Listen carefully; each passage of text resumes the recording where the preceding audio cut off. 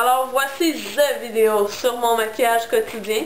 C'est pour vous donner des idées, vous montrer un petit peu ce que moi je fais. Et donc je commence vraiment avec une peau totalement nue. Et donc j'espère que ça va vous être utile, que vous allez pouvoir aller puiser des petites idées là-dedans. Et que vous allez aussi pouvoir m'en apprendre. Donc allons-y.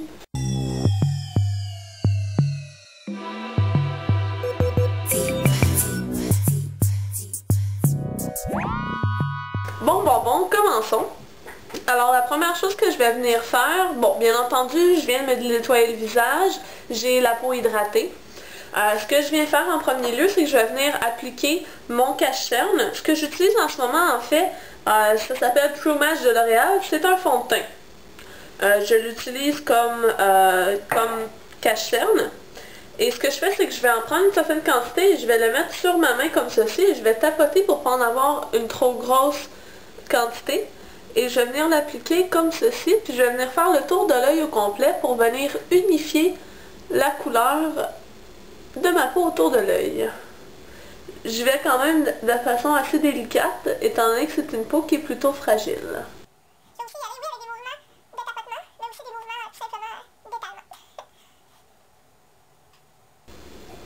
Donc, une fois que mon cache-cerne est appliqué, ce que je vais venir faire après, c'est que je vais venir appliquer mon Studio Fix, c'est en poudre, au niveau de ma zone T, pour venir couvrir les rougeurs. J'avais jamais porté de ma vie de fond de teint liquide et je suis pas prête à changer dans ce sens que je trouve que j'ai pas une peau si maganée que ça. Je pense pas que ce soit nécessaire que j'opte pour une couverture aussi forte. Donc, comme vous avez pu le remarquer, j'ai repassé sous mon œil pour venir fixer un tout petit peu le cache-cerne. Je vais ensuite venir prendre ma poudre bronzante que je vais appliquer pour venir faire les contours de mon visage. J'utilise une qui est de Rimmel qui s'appelle Sun Shimmer. Elle se nomme vraiment poudre bronzante irisée. Cependant, c'est mensonger et tant mieux. Elle n'est pas du tout avec des brillants. Donc c'est parfait, elle est mate. Donc ce que je viens faire, c'est que je viens en mettre dans le creux juste ici. Mais étant donné que j'utilise un très grand pinceau, c'est plus diffus comme effet. Je vais en mettre dans le fond au contour vraiment de mon visage. Puis ensuite je vais passer rapidement sur mon visage pour venir rendre la couleur plus égale. Souvent aussi je vais en mettre dans mon cou,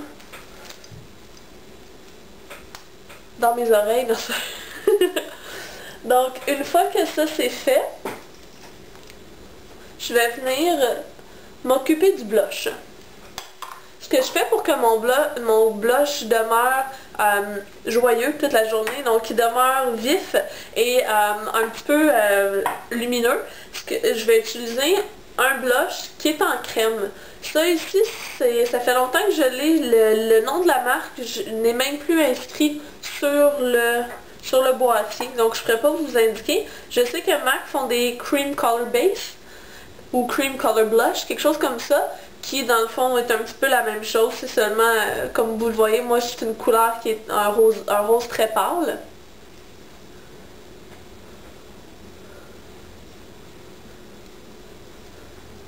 Je viens l'appliquer partout où je vais vouloir venir mettre du blush.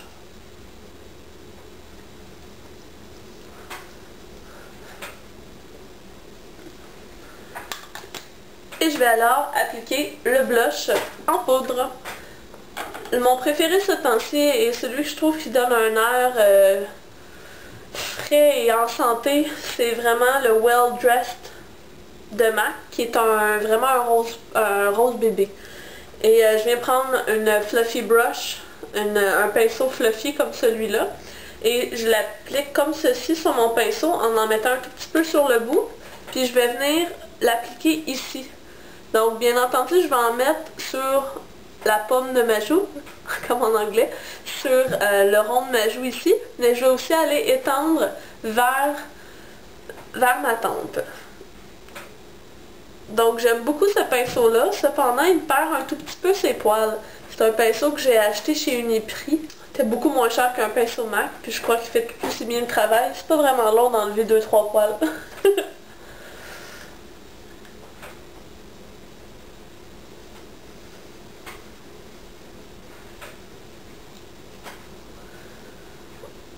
Ce qui est bien avec ce blush-là, c'est qu'il peut vraiment être intensifié à volonté. Donc on peut en mettre une toute petite touche ou aller vraiment avoir un effet beaucoup plus foncé et opaque.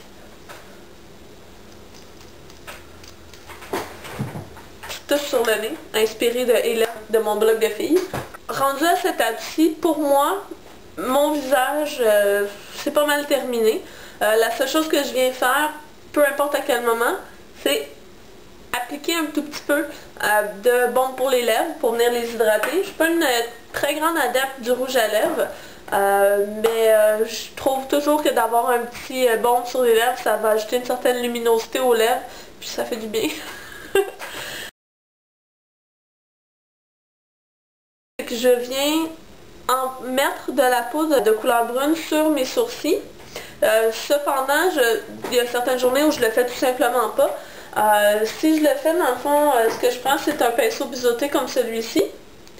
Et je vais venir en appliquer par touches légères, principalement au niveau externe, car on ne veut pas que la tête soit trop opaque non plus. Il faut qu'elle soit quand même un tout petit peu clairsemée. Mais encore là, les sourcils, c'est vraiment personnel. Ça vient aider à structurer le regard, oui. Mais il y a quand même une question de goût là-dedans. Puis je viens les fixer avec un mascara qui est transparent. Dans mon cas, à force d'utiliser de la poudre brune, il n'est plus vraiment transparent.